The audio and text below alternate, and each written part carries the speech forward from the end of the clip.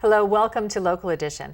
I'm Leslie Leyton. Well, thousands of convicted criminals who would normally be spending time in state prison will now be doing their time in local county jails. That's just one of the things we'll be talking about with San Bernardino County Supervisor Janice Rutherford. Thanks for being here. My pleasure. Thanks for having me. So there's a realignment process and it's underway right now. You had a forum recently to discuss the issue. Tell us what came out of that forum.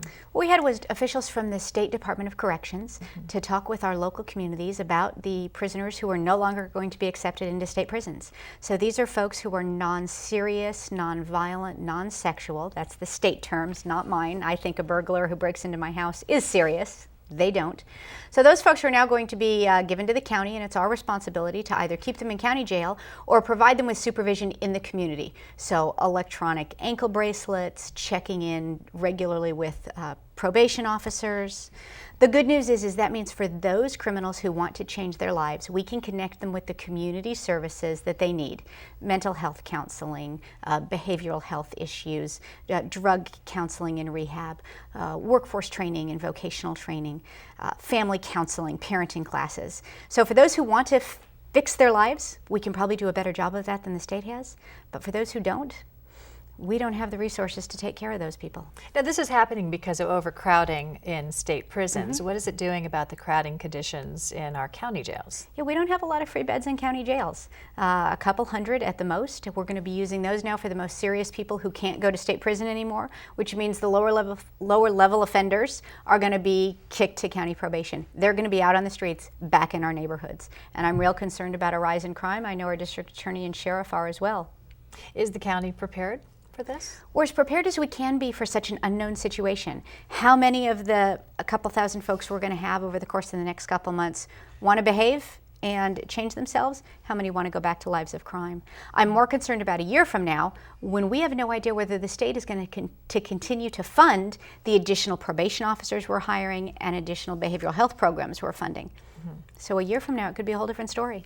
Okay, well, we'll keep an eye on that. Thanks for sharing about that. You know, switching gears completely, you are interested in changing campaign contribution limits on the county level. Tell us about that. I'm real concerned about people's perceptions about the influence of donors' money on elected officials. We are one of the only a handful of large counties in the state that don't yet have campaign contribution limits. So I think we need to establish them. My colleagues on the board agree. And I think to enforce those contribution limits, rather than creating our own commission that would be appointed by us, kind of the fox guarding the henhouse scenario, we should contract with the state. The Fair Political Practices Commission already enforces campaign contribution limits for the state of California, and we have talked to them about getting special legislation that will allow us to contract with them to get the training, education, and enforcement we need. So you're finding support? Absolutely. For this. Okay, and quickly, we have about a minute left. Why are there no food trucks operating in San Bernardino County? It's a popular thing now. I know. I wish I knew an easy answer. My public health officials tell me that we have unique health concerns in the county.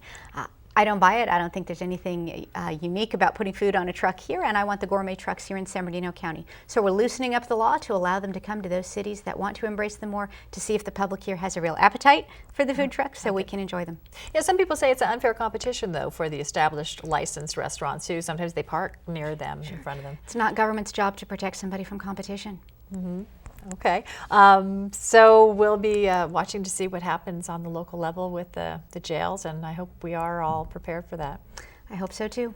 Okay, thank you very much, Janice Rutherford, for being here, and thank you for tuning in. Stay with us. Much more HLN coming up right after this.